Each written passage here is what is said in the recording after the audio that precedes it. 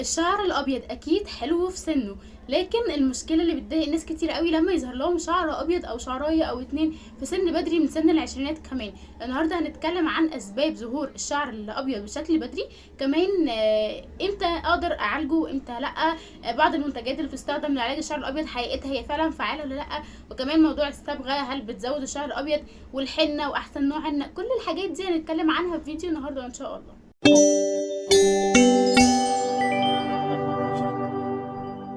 لون الشعر بتاعنا ده جاي من صبغه اسمها الميلانين. الصبغه دي بنسمع عنها كتير قوي انها موجوده في بشرتنا، وهي اللي بتخلينا لونها اسمر او لونها افتح وهكذا. الصبغه دي كمان موجوده في بصيلات الشعر او في خلايا في بصيلات الشعر بتنتجها، وحسب كميتها بيكون لون شعرنا. في ناس شعرها بيبقى اسود غامق، بني، اصفر وهكذا. الصبغه دي معروف ان كل ما اكبر في السن قدرة الخلايا اللي بتنتجها بتقل شوية على انتاجها، فبيبتدي الشعر يفتح واحدة واحدة، يتحول للون الرمادي، بعد كده يتحول للون الابيض. طب ده في السن الكبير. وانا في السن الصغير ايه اللي ممكن يخلي الصبغه تقل بسرعه كده وانا لسه صغيره ويظهر لي شعر ابيض وانا لسه صغيره؟ قالك انا عندي اسباب كتير قوي، في منها حاجات اقدر اتحكم فيها واقلل منها شويه، وفي حاجات تانية للاسف لا مش هقدر اتحكم فيها وهضطر الون الشعر واتعامل معاه زي ما هو. قبل ما نقول ايه هي الاسباب دي احب اعرفكم بنفسي. انا منى صبري، دكتوره صيدلانيه، بعمل لكم فيديوهات كتيره عن البشره والشعر والصحه العامه.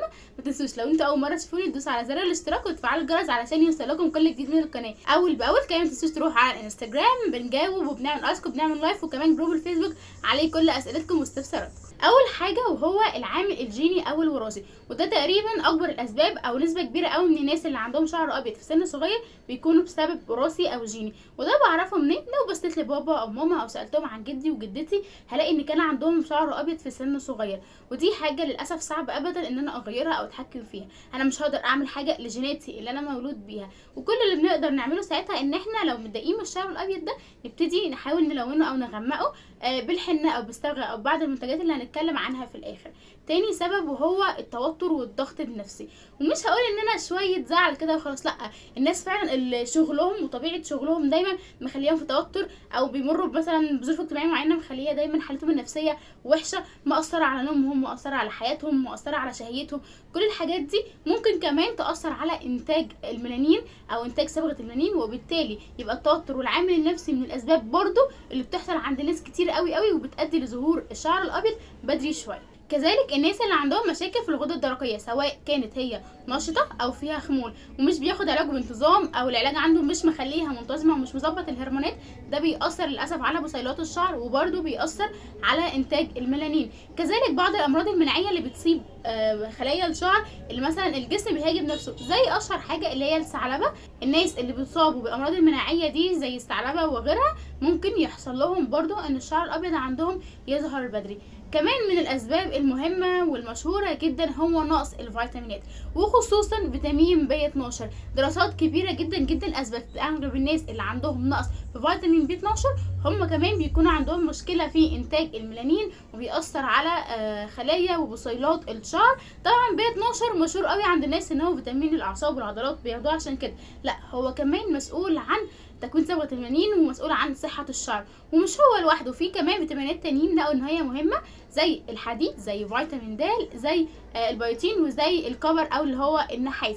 فكل الفيتامينات دي الاخر يعني لو انت مش بتتغذى بشكل كويس، تغذيتك ناقصه، ده ممكن برضو يأثر على صبغه الميلانين اللي في الشعر، ويؤدي ان شعرك يظهر بشكل ابيض بدري شويه في السن. كمان عندي بعض الادويه ممكن يبقى من الاثار الجانبيه بتاعتها ان الشعر يبقى ابيض بسرعه او في سن بدري، زي مثلا مرضى السرطان اللي بيتعالجوا بالكيموثيرابي.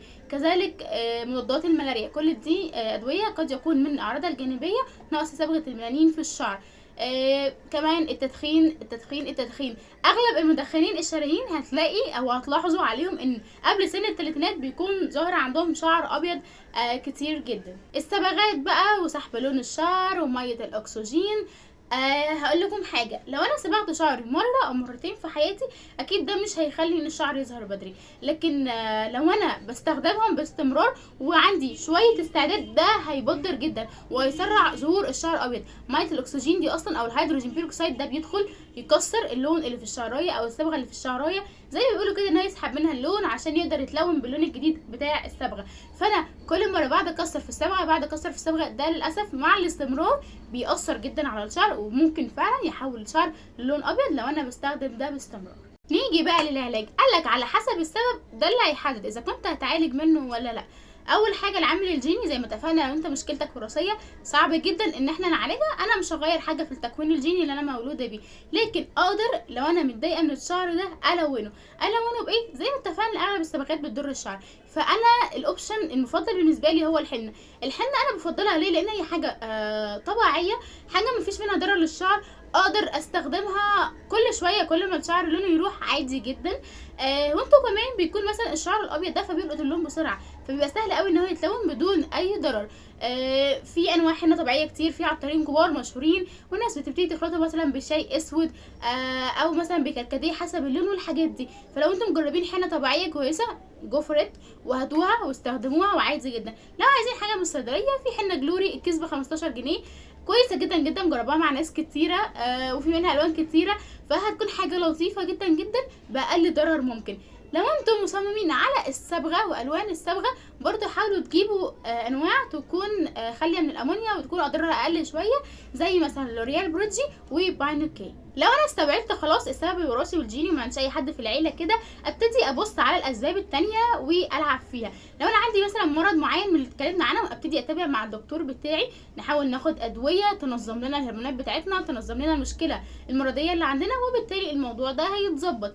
لو انا حاسس ان مشكلتي تغذيه، عندي نقص فيتامينات، ابتدي اشتغل. لو انا قادره احدد ايه الفيتامين اللي عندي نقص فيه، انا عارف ان عندي مثلا نوع معين من انواع الانيميا، سواء نقص حديد او نقص فيتامين B12، ابتدي اخدهم. لو مش عارف ممكن ابتدي اخد مكمل غذائي للشعر يكون فيه كل الفيتامينات اللي الشعر محتاجها، يكون فيه الحاجات اللي قلنا عليها، الكبر والبيوتين والحديد وB12 ودال واي وكل حاجه. زي يعني في انواع كتير قوي. لو انتوا بره مصر ممكن تجيبوا البرفكتيل، بيبقى عندكم ارخص.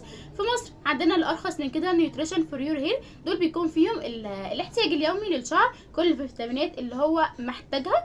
لما ابتدي اخد الفيتامينات دي مع الاستمرار عليهم ده هيحاول يعوض طبعا، وتبتدي الصبغه ترجع تتكون تاني بشكل طبيعي زي الاول. وطبعا احاول احسن من النظام الغذائي بتاعي، اكتر من الفاكهه والخضار والاسماك ومأكولات البحر عامه، وكمان ما انساش اللبن والبيض والجبنه.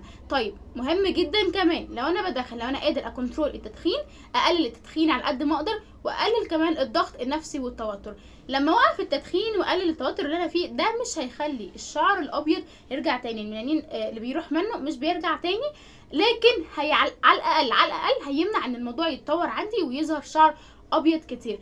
كمان بلاش موضوع ان انا قاعده اشد الشعر الابيض، انت كده مش هتعمل حاجه، لان البصيله دي هي الفكره مش ان انا هشد شعرايه فهتنتشر حواليها، الموضوع علميا مش صح قوي، لكن الفكره انك لما تشد الشعرايه، ما المشكله في البصيله نفسها، وبرده عندنا نقص في الميلانين، فاللي هيطلع برده هيكون لونه ابيض، مش هيكون مثلا اسود ولا حاجه. اخر حاجه هكلمكم عنها هي بعض الكريمات اللي موجوده في الصيدليه او بتتباع اونلاين بهدف وبزعم ان هي بترجع اللون تاني للشعر او بتعالج يعني شيب الشعر، زي بلاك اجين وزي ريستوريا ديستراكت.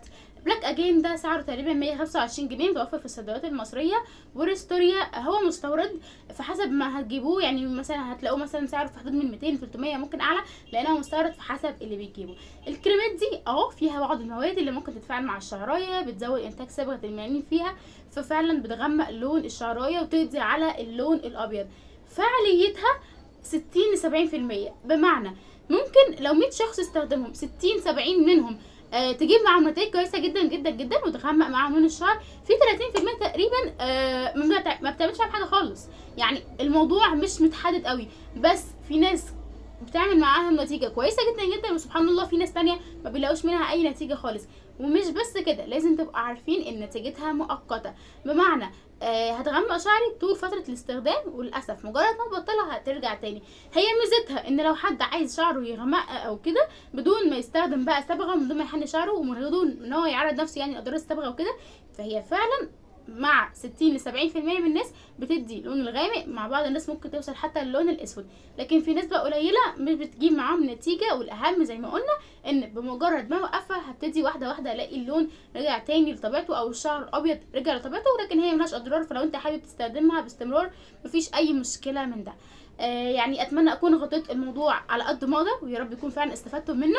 لو انتوا فعلا استفدتوا منه ما تنسوش اللايك، مهم جدا عشان الفيديو يوصل لاكبر قدر من الناس. ما تنسوش كمان تعملوا شير وتبعتوا الفيديو لكل الناس اللي يهمكم. ويا رب يا رب اشوفكم دايما على خير ودمتم حلوين وفاهمين. والسلام عليكم ورحمه الله وبركاته.